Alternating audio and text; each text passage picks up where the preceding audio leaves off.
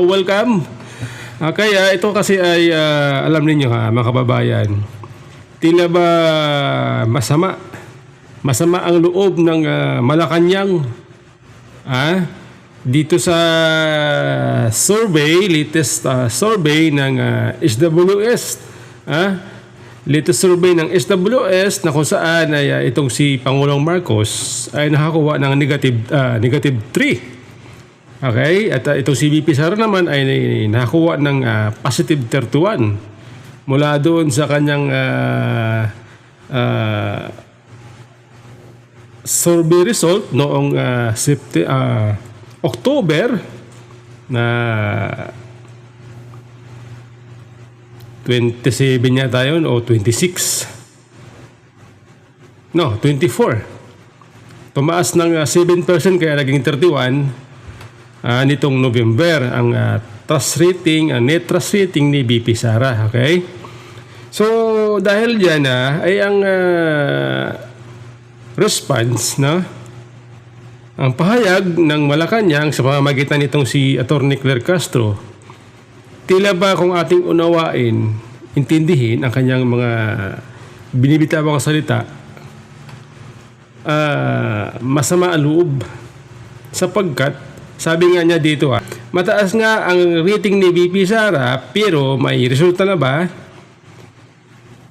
Ang pag-imbestiga sa kanyang confidential fund na marami sa kanyang mga kaalyado ay hinarang pa. Okay? Alam nyo, Claire, hindi ko maintindihan kasi ito si Claire Castro, di ba, abogado ito. Ang tawag sa kanila ay officer of the court. Okay? Di ba nga itong impeachment laban kay VP Sara diniklara ng Supreme Court na illegal. Malinaw po yan sa ating mga kababayan. Malinaw po, very specific ang paliwanag ng korte kung bakit nila dismiss itong impeachment laban kay VP Sara at ang Senado, majority, sinunod ang desisyon ng Supreme Court.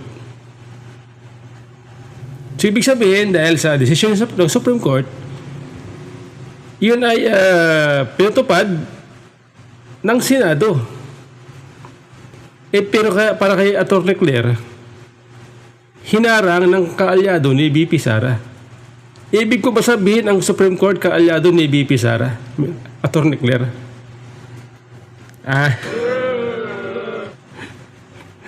Abogado ka pa naman.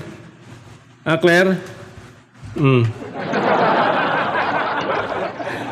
Ang bihira ito. Kakalain nyo.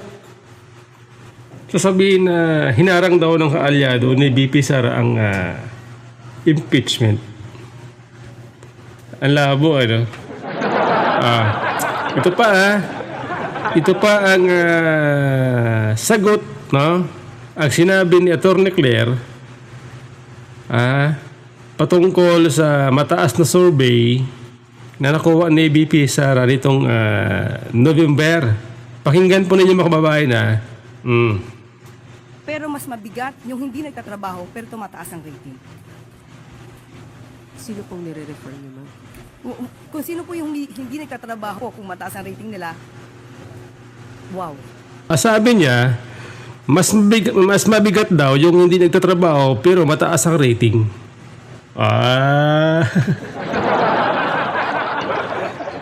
Wala siyang binanggit na pangalan pero alam natin dito ko niya si Vice President VP Sara. Alam natin yan kasi pinag-uusapan survey. Itong lumabas ng survey November, dalawa lang naman si BBM at Vice President Sara Duterte. At ang mataas ng sa survey result si VP Sara. So common sense ang kanya tinutukoy bagamat walang binabanggit na pangalan ay si VP Sara. Okay, ngayon sabi niya mas mabigat daw yung hindi nagtatrabaho pero mataas ang survey. Okay?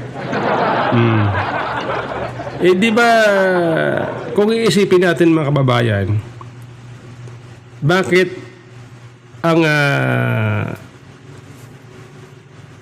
response ng mga tao sa survey positive para kay BP Sara? So ibig sabihin, nagtatrabaho, ramdam ng publiko ang presensya, ang trabaho, ang resulta ng trabaho ni BP Sara bilang Vice President. Hindi bilang parang Pangulo.